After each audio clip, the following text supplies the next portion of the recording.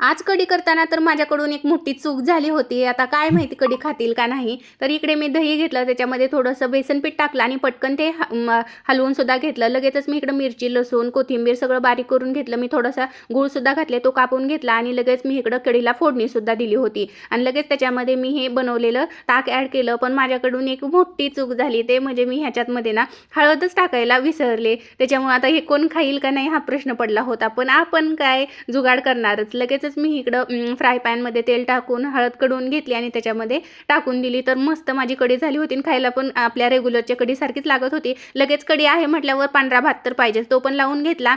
आणि आज ना ध्रुवला काहीतरी चटपटीत खायची इच्छा झालेली. म्हणे मम्मा मला चटपटीत काहीतरी बनव. लगेच मी इकडं मग पालक पुऱ्या बनवण्यासाठी घेतल्या. मस्त अशी पालकाची मी प्युरी करून त्याची कणिक मळून घेतली आणि इकडं लगेचच सगळ्यात सोपं काम म्हणजे वाटीने ह्याच्या पुऱ्या बनवणं. तर मी इकडं लगेच मस्त अशा पुऱ्या खरपूस भाजून घेतल्या आणि खूप टेस्टीसुद्धा झाल्या होत्या.